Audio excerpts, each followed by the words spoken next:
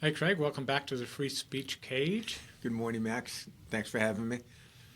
So, I take it we're going to talk a little bit about Minnesota today because I'm ready to rant on that for sure. I think, yes, we will talk about it. I don't think ranting is the word that's appropriate. We have federal agents assassinating, shooting multiple times people that pose no threat to them and leaving them for dead on the street or in their car, covering up evidence, not allowing local authorities to investigate.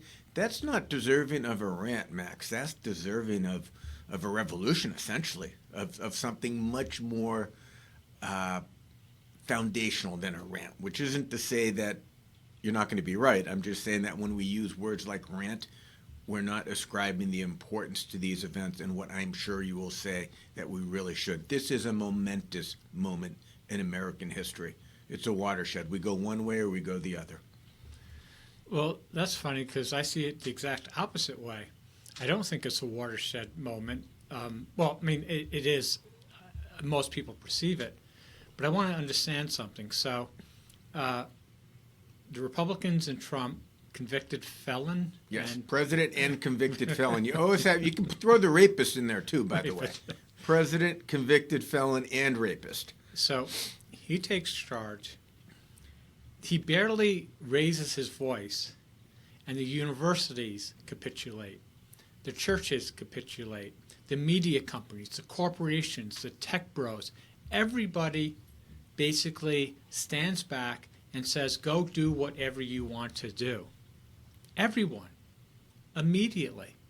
And then Renee thinks that, oh, well, wait, I can argue with these ICE guys about about what's proper.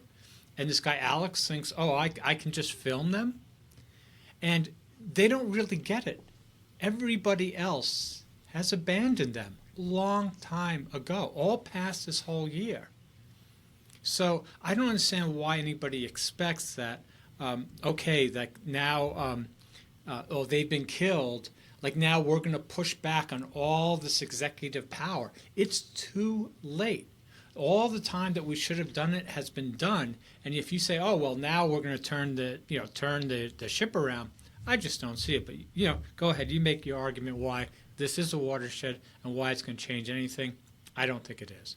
I didn't say it was a U-turn moment. I Right. said it was a watershed moment. And there have been other moments like this where America has looked at something and said, wait a minute. We closed our eyes long enough. And I think the Vietnam War is a great example. We closed our eyes as a country to what was a horrible war and what was going, poorly in many ways. Militarily, some folks argue that we were winning.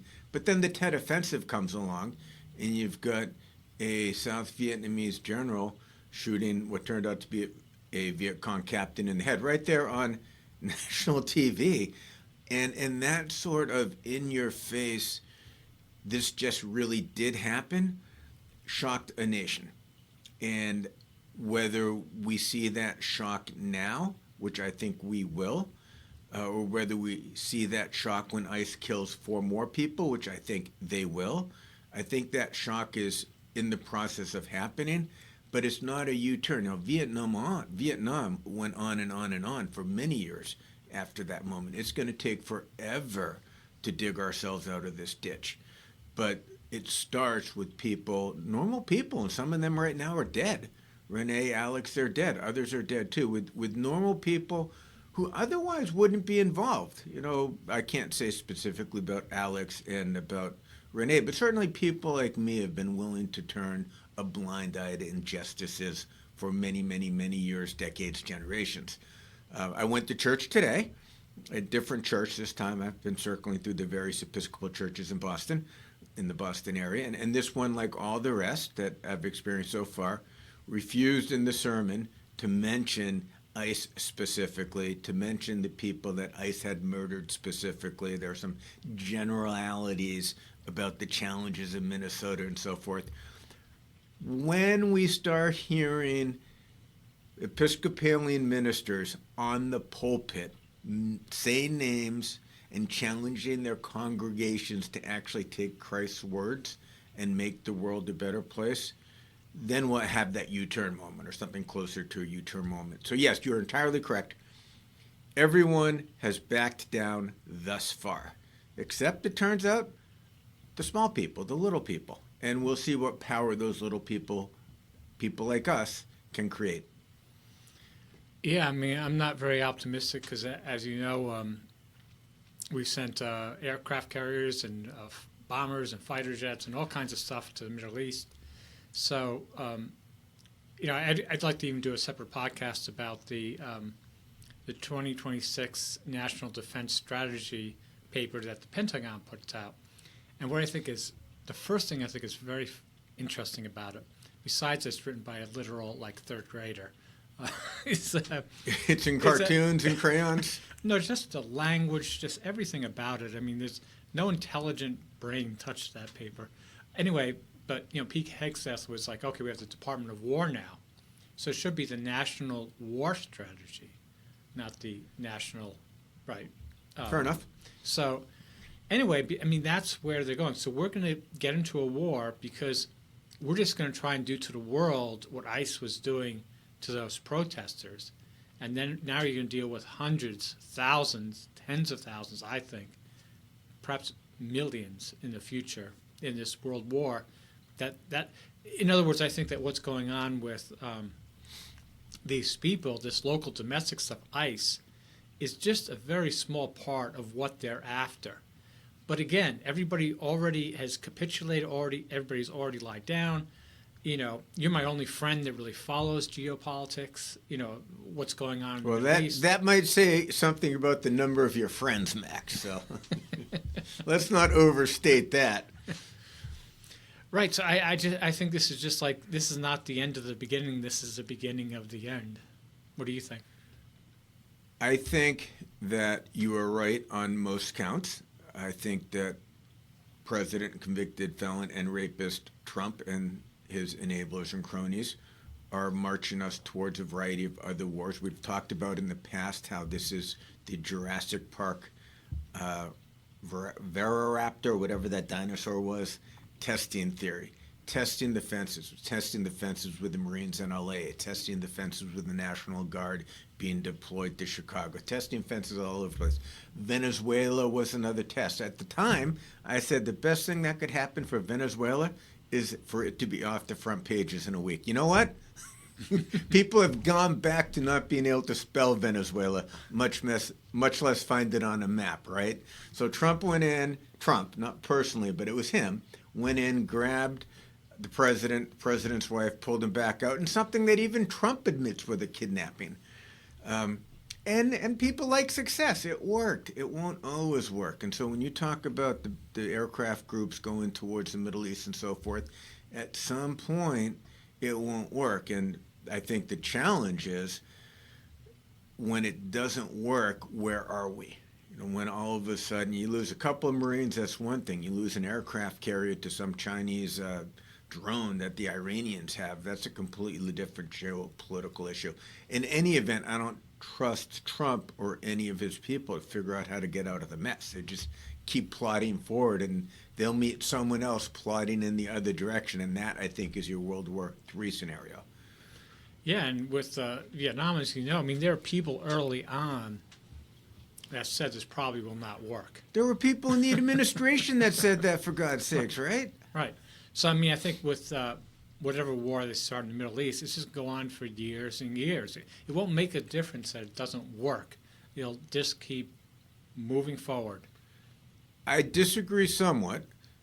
I think that if all we're doing, and all is, me sitting here in your studio, not getting rained on by drones and bombs, but if all we're doing is droning and bombing and barricading and so forth, places like Iran, we could probably do that till we run out of drones. Once we start losing a couple soldiers, a couple sailors a day, dozens a week, that changes the dialogue somewhat. It didn't get us out of Iraq or Afghanistan anytime quickly, but of course we failed for the most part in those two countries, and we withdrew, partially because it's not getting the Israelis, much to my surprise. The Israelis are still pounding their neighboring territories, Gaza and Lebanon, even though they've lost a few hundred people. I thought for sure, A, the casualties would be heavier, and B, that heavier casualties would have them rethink their position. But they're not. So I don't know where that line of dead bodies is and whose dead bodies they have to be for society to rethink its goals. But perhaps it's a small, thin line in a place like Minnesota that gets our attention. Well, I mean, the Ukraine war tells us that we can go 4 years of dead bodies and no. Well, that's in Russia, right? That's not here. So maybe it's here tomorrow. Maybe we no longer have anything but a performative democracy. But in Russia, especially when you're not sending the urban, hey, I don't like the word elite, but the urban professionals, the baristas, the whoever, they're not the ones getting killed in Ukraine. It's convicts. I don't know exactly where everyone else is coming, but they're certainly convict heavy. And we saw that in Vietnam, by the way. When we stopped with the draft, then opposition to the war diminished hugely. And we don't have a draft here, but when we start seeing more intrusion in our daily lives about violence happening to an American someplace, then we'll sense that we need to pay more attention. But right now, you're right. We're not paying attention. We are sleepwalking. We had all these colleges, universities, companies, media kowtowing to Trump, not because he was yelling, but because maybe even he wasn't yelling, because his all-caps threat to do tariffs or to deny franchise expansions and so forth. They took him at his word, and they were right to take him at his word, because we don't have Republicans who are going to say, no, that's wrong. That's not how America operates. And conceivably, with what's been going on in Minneapolis, with the murders of American citizens, outright murders, gangland style, shoot them while they're down murders that you see in movies like The Godfather, right? These are not dramatically different. That may get enough Republicans to start thinking this is a bad road and we can back up still. Yeah, and what I'm saying is they're not going to get the chance because we'll have moved on to World War III World type War stuff. III? And then once you get a few soldiers killed in the Middle East, then Renee and Alex sadly will be a footnote to history, I hate to say. Well, certainly that's one of the things that Trump has talked about. If we have a war, we can postpone elections. That's a Vladimir Putin thing, right? And Trump has no more idol than Vladimir Putin. It's really interesting. People call folks out. I heard the term communist Nazi, communazi, Right. And that is perfect for the Trump/Putin bridge. Those two are similar birds of a feather. The challenge is America enough of the same sort of country that Russia is? Are humans all alike across different spectrums for what's happening in Russia to happen here? And the jury's still out. Well, not for me. It's not. I mean, because listen, we as I've said before, I mean, we sat back while Israel used bombs made in Illinois, essentially, to kill tens of thousands of women and children trapped behind a wall on one side. Well, a wall on the Israel side, a wall on the Egyptian side, and the sea from getting out and just bombed them, killed them, and nothing was done about it. And most Americans didn't follow it, didn't really care. Same thing for Ukraine. Our whole lives, both of us, well, we heard the $1 trillion budget is for to push back against Russia. Well, okay, here comes Russia, rolling through Europe, and where's that $1 trillion a year investment, right? I mean, Venezuela. We can still take out someone in Venezuela. Well, exactly, and that just emboldens them more to do this stuff. And then recently, what Trump said at Davos about the English and the Dutch and all the other people who worked in Afghanistan. Again, these people do not care about history. All they believe is that everybody is weak.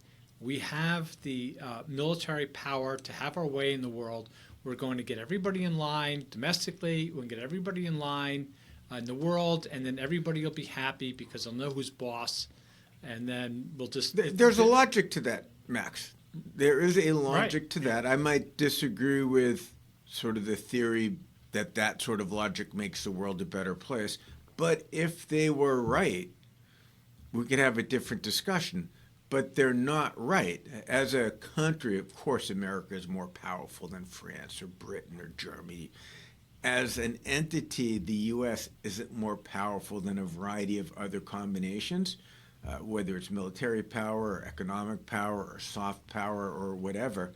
And even if we were, the cost to beating those other organizations into the ground so we can steamroll over them, the cost would be catastrophic.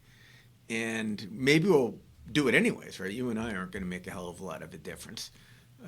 But at some point, Britain or Greenland or, God knows who is going to say, F you. You can't do this anymore. And then what happens? And I'll go back to the Venezuela episode where it worked. Had it not worked, had a helicopter with 15 people, whatever, one of them got hit, it almost went down. Had it gone down in the middle of a barrio somewhere or the very steep mountainsides, we could still be fighting there. Once you get in, it could be very, very difficult. So as long as you're doing it and it's working, I think it's easy to think, well, we'll just keep doing it because it's going to keep working.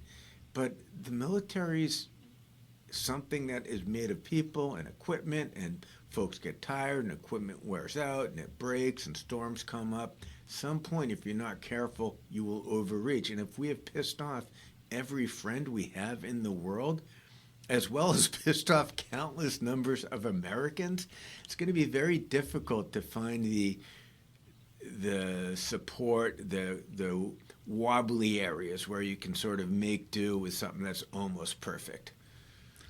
Yeah, and I think that the world would love to see the U.S. get some comeuppance, like everybody in the world. I don't think there's anybody. If Iran hit an aircraft carrier with with a missile and disabled it, I think Americans would be shocked. They wouldn't know what to say or what to think, but we would hear cheering throughout the entire world. It's really amazing to think about. I think you're right about that. And I think for many Americans, one of the things people like me would think is a horrible thing to lose people's lives in conflict of any sort. But if you don't think, as I don't think, if you don't think this is a winning game ultimately, I think the farther we press it, the more impactful the game becomes. But ultimately, it's not a winning game. It's sort of like doubling down on roulette. Eventually, you're going black, red, or odd even. Eventually, you get it wrong, and you lose all your money. I think that's going to happen, and I'd rather get the bloody nose early on so we can rethink how we interact with the rest of the world than keep thinking that we can do whatever the F we want and doubling down until such a time as we've got too far out to withdraw in any orderly way. And we've seen this many times in history, whether it's Dien Bien Phu or Stalingrad, any host of places where people have projected power and found out that once it's there, they can't get it back. It almost happened at Khe Sanh, and that was a distraction to the Tet Offensive. There are other players out there in the world, and I don't think we give them as much respect as we should. They're not all Venezuela with Cuban guards. No, I mean, you know what I think it's going to be. You think it's going to be World War III, and history says you're right, eventually. Well, I also believe that we're going to be like England was in World War II, where we overestimate our power based on history, not on actual weapons and capabilities that we have. The U.S. does not have the capabilities, I believe, to project power throughout the world. So that's why I wouldn't want to be in Latin America right now. We can project power to Latin America. We can walk away from the South China Sea. Ukraine's on its own. You're worried about Ukraine, but we've got South America. Right, which is, to me, just a vulnerability because we haven't really changed anything except Venezuela, except take 2 human bodies. I mean, well, we killed a few people too, right? Yeah, you kill some, but the Cubans now, right, they're not getting oil. They're really mad. And the U.S. doesn't understand that. It's just like you say, like if a helicopter goes down in Cuba or anywhere in South America, then we are forced into war in those countries. We can't just back out. And we do not have the capabilities to deal with that. It's just going to be a hot mess. I mean, I think, both you and I see that this is coming. There's nothing to stop it. And very few people that we know are interested in geopolitics. So if anybody's watching this, you should know, I write a lot of high-level geopolitical analysis. But Craig, he does that too, but he also goes out in the streets with signs and talks to people. And our experience is the same, whether you're talking about the high-level stuff or you're talking about the man on the street. Or the folks honking at me or not, as the case may be. It's the same thing. It's complete I got somewhere to go. I'm not really worried about it or whatever. And well, you have said many times, and I think you're right, that the various power structures, and as an upper income, white, straight male with a college education, I'm at the top, sort of the power structure, right? But I'm nowhere near the top of the power structure. And for people like me to feel so disenfranchised is an interesting place. And I don't feel disenfranchised in the sense that I ever had access to the power structure. It's that for the first time in my cognizant life, when I've been paying attention, the power structure seems to be being driven by people who are absolutely not interested in what I'm interested in. And that's a scary thing. So what you've said is things will not change here until we start seeing true economic hardship. And I think that it's going to be a combination of things. But yes, for a lot of people, the price of living is going to be more impactful at the polls than anyone that ICE kills. But every bit chips away at this regime's authority, their legitimacy. ICE, maybe they can just kill their way out of it, right? But at some point, Americans are going to say, this is not who we are. We got ICE in Portland, Maine, down the street from my kids, where they live. It's not isolated, and it's not isolated to Somalis. And I think it is a fair point for people to look at me. If you're black, if you're from the Horn of Africa, right? You came here not because you wanted to come here. You came here because the world had turned your country into an absolute horror show for geopolitical reasons. All you wanted to do was hang out there and fish.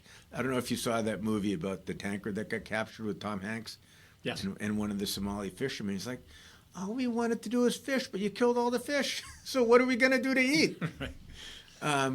So they didn't ask to go to, of all places, Minneapolis or upstate Maine from Somalia. They just didn't want to get assassinated by the various gangs that we or the Soviets or some of our proxies were arming. So it's a messy world, and for a lot of people like me, we were happy enough to ignore the mess because it was far away and the heat came out on our houses and so forth. As the mess gets closer, we'll have to rethink how comfortable we are, not just with the mess, but the foundational conditions that led to it and what we want to do to change it. Trump won't be around forever. Sooner he's gone, the happier I am. But something comes after Trump. And it's not going to be what was before. And how we shape it, I think, is going to be up to us. All right. Well, I think that does it for today's session of Free Speech. Katie, we need to put a Velociraptor in here. Oh, I like that. Testing it. But they are testing. So they shot. They assassinated people in detention. Okay. They dragged American citizens out of their homes. Okay. They wounded a couple people doing that. Okay. They flashbanged or tear gassed a family in the car. Okay. They keep upping it up. Well, we shot this lady to death in her car as she was sort of confusedly trying to respond to something going on in the street, posing no threat to anyone. We shot her 3 times. Shot her in the face from me to you. Shot her. Okay, well, that worked. Now we'll tackle this guy. 6 of us trained, armed, professional agents will tackle this guy, and then we'll shoot him 10 times? At what point will they say, well, we finally hit the wire that electrocuted us? And I think like you, they haven't hit it yet, but God willing, they're coming close. Well, again, I'm going to repeat myself before we leave. The law firms back down. The universities back down. The churches back down. Everybody who could back down, backed down. Nobody took a stand. Well, a few people here and there in the State Department and the Pentagon, various people all resigned, but it never led to anything. So this is the big picture where we're going.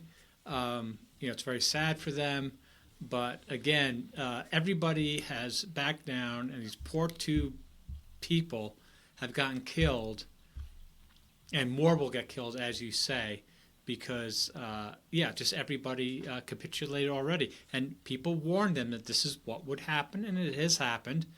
Anyway, I don't want to go on. No one should claim surprise. This isn't surprising. Exactly. It's sad, but not surprising. All right. Thanks for having me, Max. Now go shovel some snow. Okay. See you later.